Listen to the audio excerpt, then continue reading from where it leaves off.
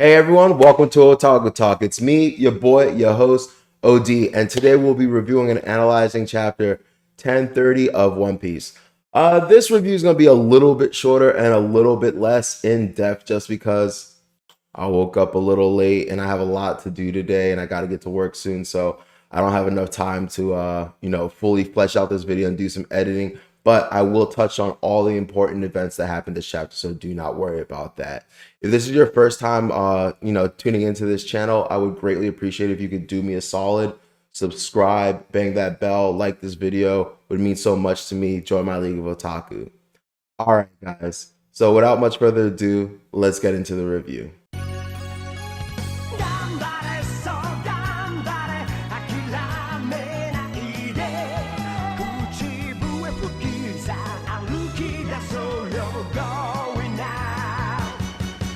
So chapter 1030, the impertinence of all things. Man, this was a great chapter. And this is just one of those chapters I love from Oda because I love when shit goes down, but I love the setup chapters. And this was most definitely a setup chapter for things to come. This is going to sound super funny and I do not care, but Oda is like the king of like foreplay when it comes to One Piece. He knows exactly what to set up, what to say, what to do, so that even chapters that are exposition or just purely set up for something awesome to happen coming up, it just gets you hype, it gets you ready. And this chapter excellently did that. It set up numerous things. It probably set up some things that I'm not even aware of. So that was phenomenal. We have a cover art photo in this where Brook is stepping aside for some army ants, even though stepping aside is kind of loosely used here because they're literally crawling over his feet. So that was cool. Apparently this scene is from a poem or something. So I found that to be interesting. Also, I always notice Oda uses a lot of references from so many things like media, art, lore. And obviously, before he started writing One Piece, he had a life and he probably was well read and stuff like that. But it always made me wonder, where does he find time to continue to like read books and get inspiration from stuff? I know he takes breaks all the time, but like I just feel like he has to be so busy with fleshing out One Piece and all the other things he does. Like, where does he find the time to like enjoy life and enjoy other media? So that was just something I thought about during that. Anyway, back to the chapter review. So we start off this chapter with Apu talking to X Drake, trying to convince him to ally with him. He basically is like, "Yo, bro, I know you're a spy. I know you're a traitor. Hey, I'm a traitor too. So, like, let's get together and crush Kaido." And honestly, I'll be with you. It makes sense. Like, X-Drake from a Marine standpoint probably doesn't want to do it, but at this point, he's between a rock and a hard place, right? He's already out. He's already been outed by to Kaido and his men. He kind of made a temporary alliance with Luffy and the Mink Ninja Samurai alliance, but that was just more so to save his own skin and protect himself because he was about to get murked. So that was like an alliance made out of desperation. I don't think he has any true loyalty to that alliance. It was just something convenient at the time. Um, Apu is in a similar situation. He betrayed his pirate alliance. I don't want to say he betrayed his Kaido alliance. Kaido kind of betrayed him via Queen when Queen kind of screwed him over with the what's it called, the cure for the ice oni virus, right? So yeah, Apu is just decides to like, screw this. I'm gonna play the cards in my hand, and the more the merrier. I need an alliance. And something I found to be super interesting was he has three members of the numbers with him, and they seem all about it. Like, you would think the numbers are loyal to Kaido, but it seems like they've changed loyalty to Apu. So I find that to be super interesting. Maybe it's a matter of the numbers were never really loyal to Kaido. Honestly, that seems to be a common theme with the Beast Pirates. They're not truly loyal to Kaido. It's just, they were overtaken by him. They were forced to be by him. And so when push came to shove, they don't have that thing in them that forces them to, ride or die for him. They've just always done it out of desperation. Also, I'm assuming that these are the top three numbers. So this might be a situation where like the rest of the numbers were just, failed ancient giant experiments, but these three are either the closest, had the most potential, or the strongest. So we'll see that. But yeah, they apparently are with a poo all the way. And I don't know if that has something to do with his devil fruit, if they like his music, or if they just, vibed with him or whatever. But yeah. So that should be really interesting. I'm very curious what decision X Drake makes. If I was him, I might just agree with it, but then, betray him later on. Maybe when the Marine reinforcements show up, dip out. I have no clue in that regard. So next up, we have Nami and Usopp and Tama fleeing with their controlled gifters on Hamlet and stuff, and they see the severed body of Kinemon, the lower half. And I'm gonna be totally real with you. Once again, this doesn't ruin anything for me. It gives me problems, but I'm not gonna be happy 100% of the time with every single thing Oda does, but it did perturb me slightly that this nigga's not dead or like that he's like out and about. And the reason kind of bothers me too. And basically, the reason that he survived the slash from Kanjuro or whatever is purely because Law didn't put him back together properly. All right. Like,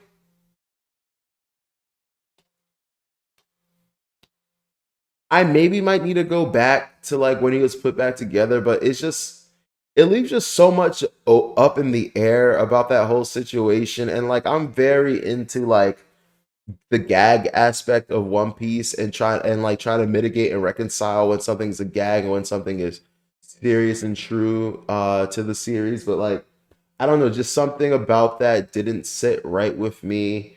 It just seemed very convenient.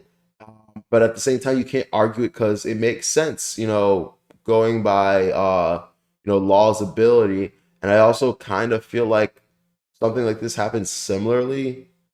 So I guess I'll go with it, but I would be lying if I say I wasn't bothered by it.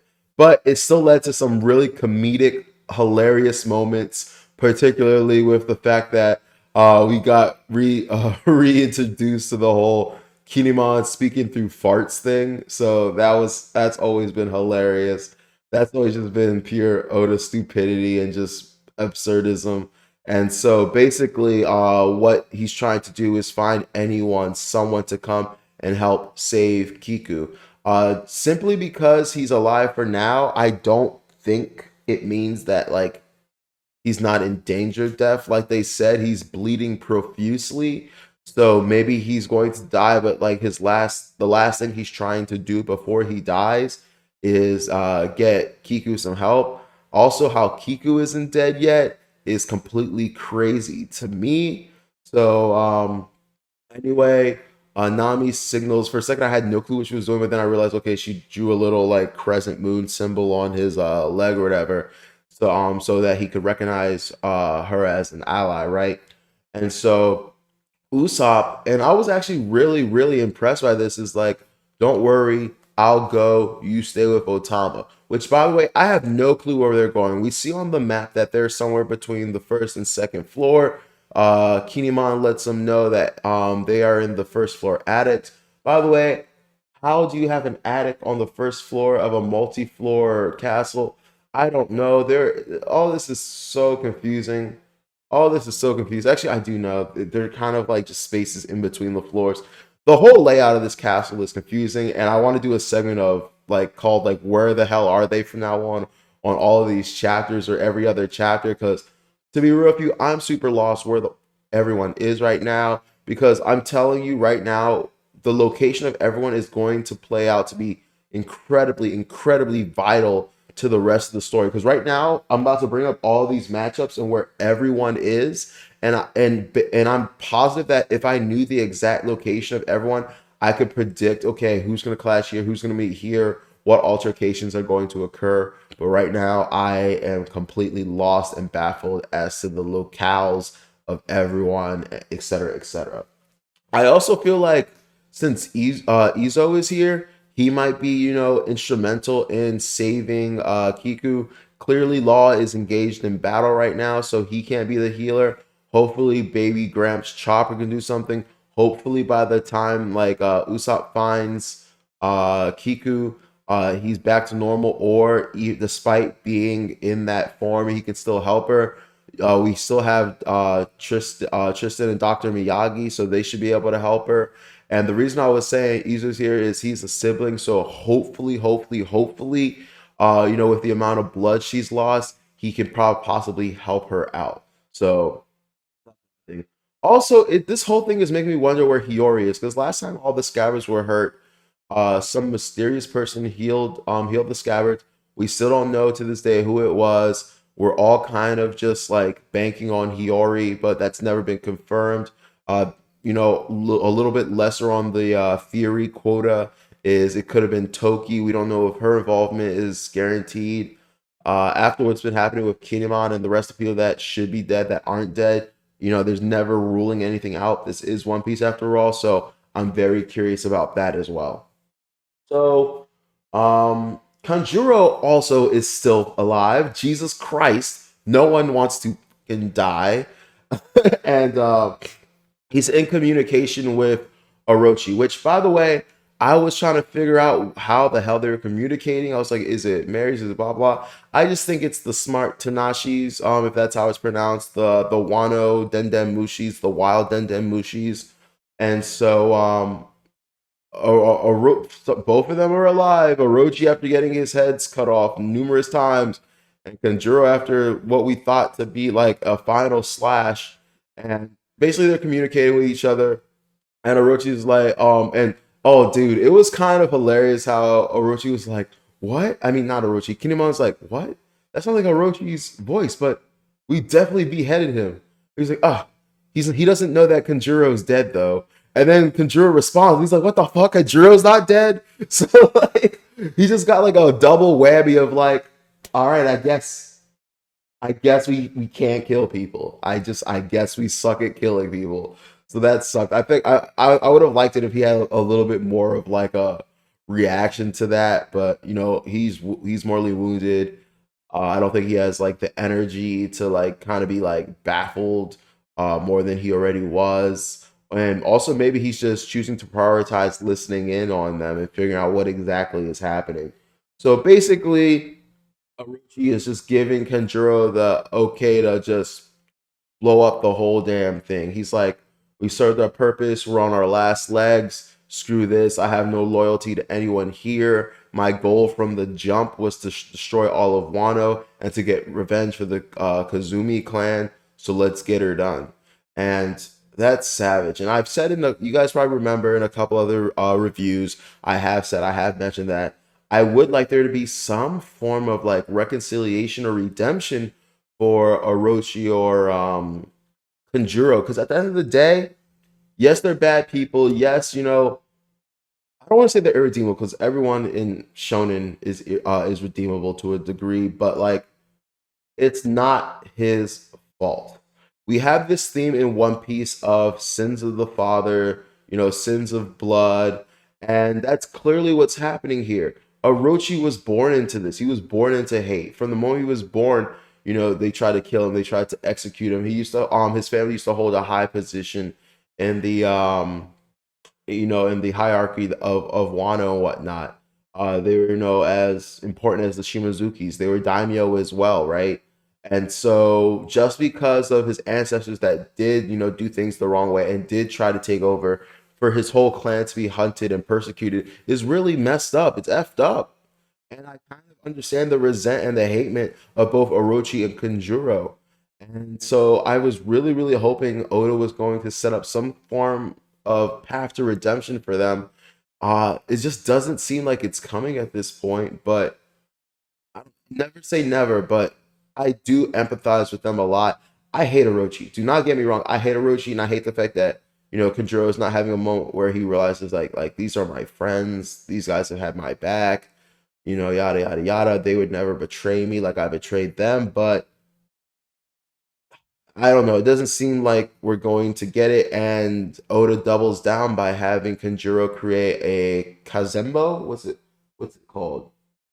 Yeah, Kazembo, and it just looks like this giant ghastly figure, almost like the Smile slime from Punk Hazard that was acidic. It almost reminds me kind of like that. And I did some research, and the Kazembo is a Japanese yokai.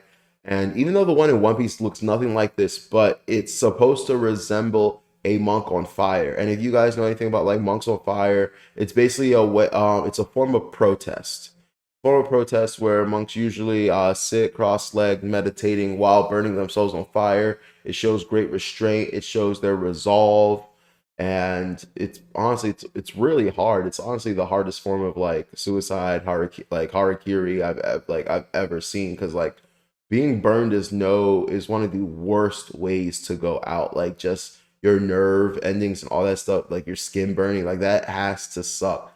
So I think it's just representative of both Orochi and Kanjuro's combined will, their suicide pact, as he said, to destroy everything around them. So that's crazy. And obviously, it seems like the intention is for the Kazembo to get down to the basement and just freaking blow up the entire armory and destroy most of Wano. As we said, as we've been told earlier, it really does seem like there's enough weapons and firepower in this basement to just decimate all of Wano. So like on a nuke grand scale. So um, we'll see what happens with that.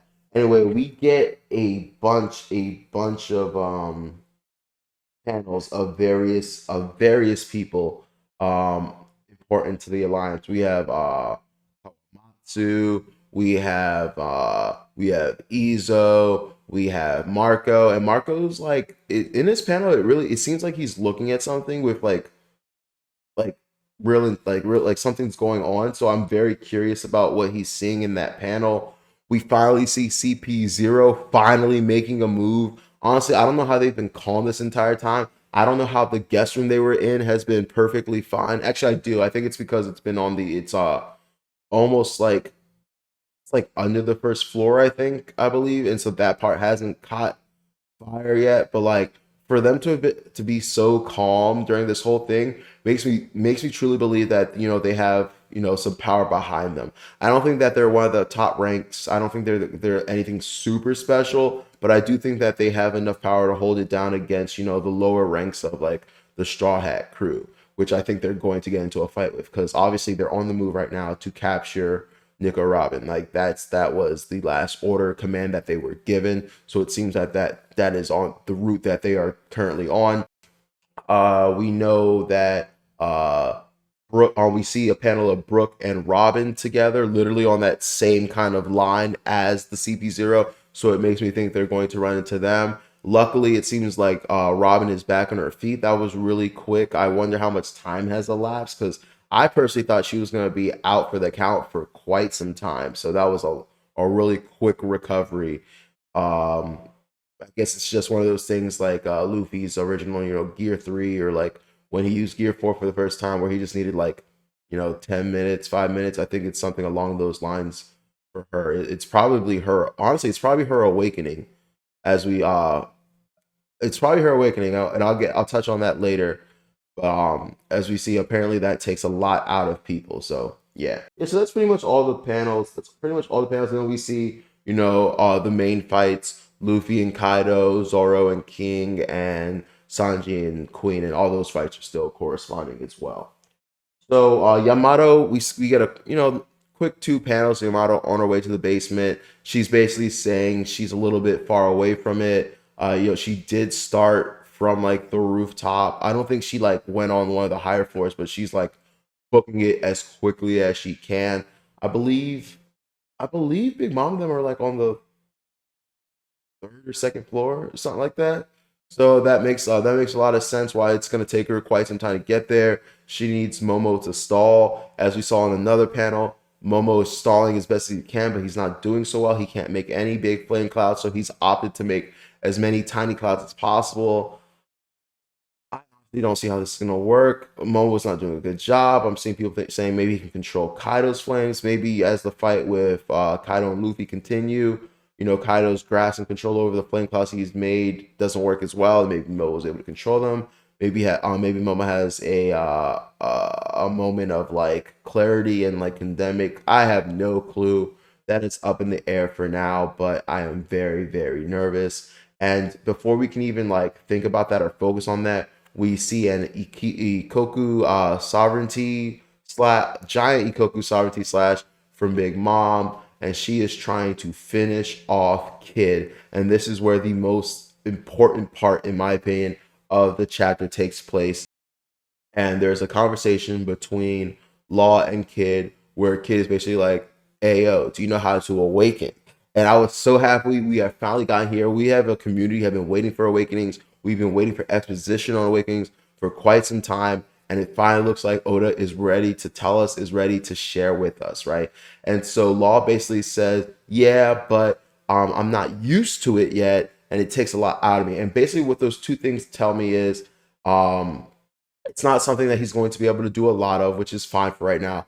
And also the fact that he's not used to it means that maybe down the road, he's going to be able to utilize it a lot more, a lot better, a lot frequently. Because we've seen people like Doflamingo and Katakuri who use their awakenings on such a grand scale and are able to continuously use them without much stamina drain, or at least in my opinion, what doesn't appear to be that much stamina drain. So maybe for right now, they're in the beginning stages of utilizing it, and then later on they'll be able to use it long term. I'm hoping this is going to be the same thing for Luffy whenever he inevitably awakens himself, awakens people himself, or you know what I mean, awakens himself.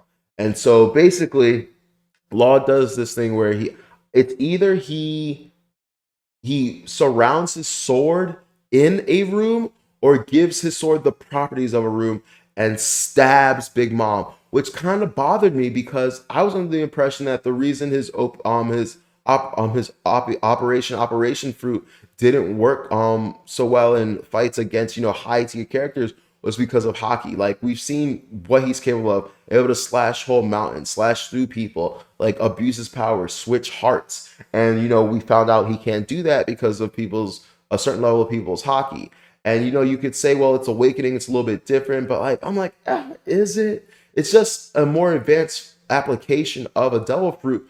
But I feel like the restrictions of Haki should still apply. And I'm like, if he was able to stab her with that, he should have been able to stab her regularly within a room. But let's just assume that there's special rules, there's special circumstances that allows him to stab. It makes his sword its own room, and that's why it's able to permeate her for whatever reason. And he says that, and he does something called anesthesia, right?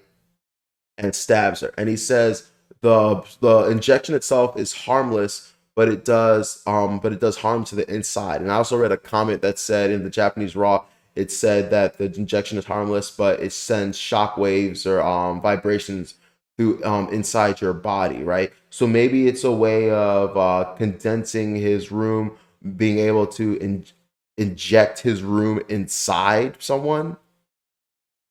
Because at first I thought he was gonna put something, but maybe he's just putting the room inside, and basically it does significant damage to Big Mom, it appears. I also want to know the significance of the term K room or Kroom. I googled it. I was wondering if it was a German thing. Could not find anything. So if you guys know, please, please, please leave that in the comments. I am very interested in finding that out. And so right taking on to that cue, we have Kid who does assign. So it appears his awakening is the ability to assign a magnetic force to someone, which I was actually thinking would be really cool, along with electromagnetism, if he can like give people a charge and maybe like power up his punches because like the attraction, and like maybe they can't run, maybe he can make weapons fly at them. I always thought he should be able to do something cool where he puts metal behind them and metal in front of them and uses it to like just create increased force and attack. So I thought that was super cool. I can't wait to see what else they do with their awakening. I hope this isn't like a kind of one and done thing. They did both say they only use it during times where they're like it's kind of grave, that they're on that they're definitely gonna die. It's a last resort kind of thing. So I'm hoping that this wasn't that. Like I know that it is, but I hope that we see a little bit more of their awakening there. And also, I love the dynamic again. Once again, after he uses his assign, and you just see all the metal, everything, the area, converging towards Big Mom. Kids like, get me out of here. Law's like, don't tell me what to do, and gets him out. Like, I just love how he's been consistent about like, I'm gonna help you, but god damn it, I'm not gonna like it. So that's been super awesome. This has been a phenomenal chapter. I really, really have to start doing some research and studying these maps and figuring out the layout of um of the Skull Dome and just where everything is, because I just think that's gonna give me such a better grasp on the story and what's going on with everything. But yeah, man, I'm also hoping this really sets up an awakening for Luffy, because that would be super awesome. It's obvious at this point that it's the ability to transfer your ability onto other things. It's really obvious at this point that it's the ability to transfer your ability to other things. That has been mentioned before, and it just kind of got clarified now with Law and Kid. So it appears that Luffy's going to be able to give his rubber abilities to his surroundings as well. So I can't wait to see that, whether we get it now or maybe we're going to focus mainly on Conquerors right now. And then, you know, I think right now with Conquerors, his ability to use Conquerors is going to add another level to Gear 4. And then eventually when he awakens, that's when we're going to get like a Gear 5 that just encompasses every single thing he's learned.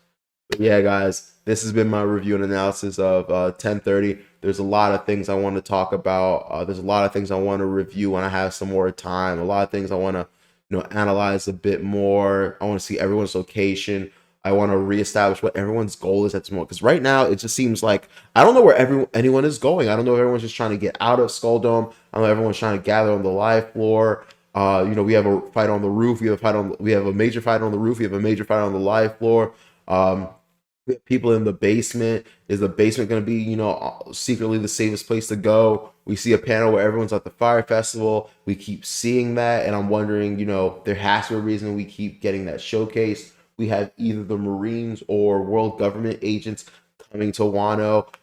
We possibly have some, outside help, whether it be the revolutionaries, it be the remnants of the Whitebeard pirates. We might also have the Blackbeard pirates. We have, so I'm hearing that, people think that the Grand Fleet might show up, which honestly I'm hoping that they're an end of series thing, but I would understand why they would be needed here if they did show up. Once again, where the hell is Hiyori? It's just there's I can't even keep track at this point of all of the working pieces, and that's what makes One Piece so great, but it can be overwhelming at times. So anyway, I'm gonna leave it here. I hope you guys enjoyed. I'm gonna try to get this edited out real quick before I get to work, so I probably won't be able to add too much stuff, but I still hope you guys appreciate it. Anyway, if you enjoyed this review, please like, share, subscribe. It would mean the world to me. Join my leave otaku. And guys, have a great day. Halloween's coming up. I hope you guys party. I hope you see some bad bitches and bad costumes. I just hope you have a great time overall. Take care.